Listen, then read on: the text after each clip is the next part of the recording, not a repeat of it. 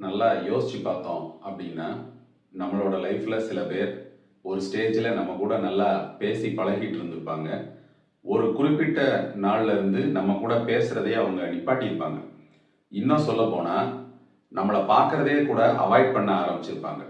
நான் சொல்ல சொல்ல உங்க லைஃப்ல அப்படி இருந்த பர்சனோட முகம் உங்களுக்கு ஞாபகம் வரணுமே. இந்நேரம் கட்டாயம் வந்திருக்கும். சரி, ஓகே, எல்லாம் நல்லா தானே போயிட்டு இருந்துச்சு, திடீர்னு ஏன் அவங்க அப்படி மாறிட்டாங்க அப்படின்னு சொல்லி ரொம்ப யோசிச்சு மண்டையை உடைச்சிக்காதீங்க. ரொம்ப சிம்பிளான காரணம் தான், அதை நானே சொல்லிடுறேன். அவங்க பண்ண ஏதோ ஒரு தப்ப அவங்க கிட்டயே டைரக்டா போய் நீங்க ஒரு தடவையோ இல்ல 2-3 தடவையோ போய் சொல்லியிருப்பீங்க.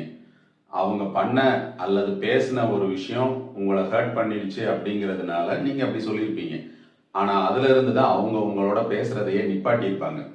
என்னங்க, ஒருத்தங்க பண்ண தப்ப அவங்க கிட்டே டைரக்டா போய் சொல்றது தானே கரெக்ட் அப்படின்னு நீங்க என்கிட்ட கேட்கலாம்.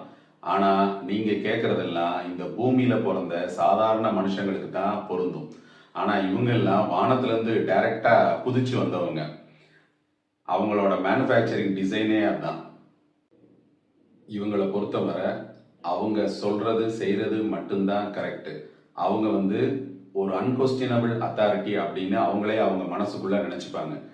அவங்க ஒரு வெள்ளைக்காக்கா பறக்குது அப்படின்னு சொல்லி சொன்னா நம்மளும் ஆமா வெள்ளைக்காக்கா பறக்குது, ஒன்னு இல்ல 2 பறக்குதே அப்படின்னு சொன்னா நம்ம அவங்களோட மெமரியில இருப்போம். ஆனா நம்ம வெள்ளைக்காக்கா இல்ல கருப்பு காக்கெல்லாம் பறக்குது அப்படின்னு நம்ம சொன்னோம்னா அவங்க மெமரியில இருந்து நம்ம டெலீட் ஆயிடுவோம். இவங்க ஏன் இப்படி பிஹேவ் பண்றாங்க அப்படின்னு சொல்லி தோணுதா? ரொம்ப சிம்பிள். ஈகோலே பிறந்து ஈகோலே வளர்ந்து ஈகோலே வாழ்றவங்களோட லைஃப் டிசைன் இப்படித்தான் இருக்கும். அப்படிப்பட்டவங்களை நினைச்சு ரொம்ப கஷ்டப்பட வேண்டிய அவசியம் நமக்கு இல்லை. ஏன்னா நமக்கு செய்ய வேண்டிய கடமைகள் வேலைகள் ரொம்ப இருக்கு இல்லையா? நாம அதுல கான்சென்ட்ரேட் பண்ண ஆரம்பிக்கலாங்களா? வாங்க நண்பர்களே, தொடர்ந்து பயணிப்போம் பூவின் மனக்குரலுடன்.